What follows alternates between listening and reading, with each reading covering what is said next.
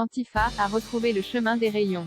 Retiré de la vente par la Fnac après la protestation de syndicats de police et d'élus, ce jeu qui propose un point de vue antifasciste sur l'actualité, a finalement été remis en vente.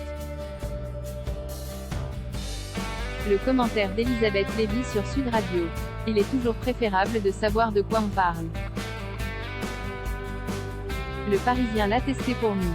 Antifa se joue en équipe avec des rôles comme Anna la graphiste ou Alex la tête brûlée. Tiens. Ils auraient espionné Causeur où nous avons aussi une Anna et un Alex. Vous lancez des dés et vous tirez des cartes événements. Des cathos tradis manifestent contre l'IVG, des fachos déclenchent une bagarre dans un bar, ou encore la présidente du parti nationaliste tient un meeting. Pour les malcomprenants, il est précisé qu'il s'agit de glorifière du parti fondé par son père, qu'elle tente d'offrir un visage plus présentable à l'extrême droite, mais fait toujours des étrangers les boucs émissaires. Ça ne vous rappelle rien? Commente le Parisien, visiblement ravi par une telle audace qui ne fait que reprendre les âneries sur Marine Le Pen répétées avec ferveur sur France Inter. La riposte des antifas est assez gentillette, normal puisqu'ils sont les gentils, concert de soutien, blocage d'occupation. La plus violente est un lancer de Kakatov, cocktail Molotov composé d'excréments. Autant dire que ce jeu est assez bêtasson et ne pourra que renforcer le psittacisme des acheteurs. Pour autant, la Fnac n'aurait jamais dû l'interdire, aussi a-t-elle été très sage de le remettre en vente. D'ailleurs, elle est passablement ridicule dans cette affaire. Avait-elle renoncé à vendre ce jeu sans même l'examiner? La sottise et le conformisme ne sont pas pénalement répréhensibles.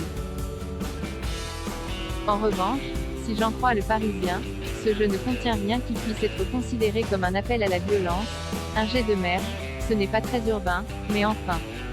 D'abord, mais ce n'est pas la raison essentielle, cette censure a fait une méga pub au jeu qui s'est arraché le lendemain. Si quelqu'un veut demander l'interdiction de Causeur, qu'il ne se gêne pas. Certes, la Fnac ne vendrait sans doute pas un jeu identitaire, ce qui est un problème, mais si on interdit les rayons des magasins à Antifa, où s'arrête-t-on? A-t-on le droit de vendre les œuvres de Trotsky? Ou, comme l'ont demandé de nombreux internautes, les livres de Renaud Camus?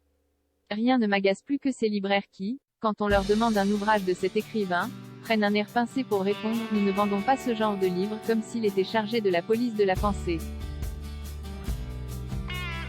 L'interdiction, c'est l'arme des faibles. On peut combattre les antifas et les idées qui nous déplaisent par l'argumentation et l'humour. La liberté d'expression n'a de sens que si elle bénéficie à ceux qui ne sont pas d'accord avec nous, qui voudraient vivre dans un monde où tout le monde pense la même chose. La cancel culture de droite est aussi déplorable que celle de gauche.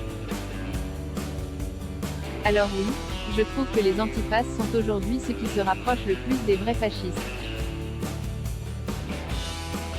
Je déteste leurs idées stupides et parfois dangereuses. Mais je me battrai pour qu'ils puissent les défendre.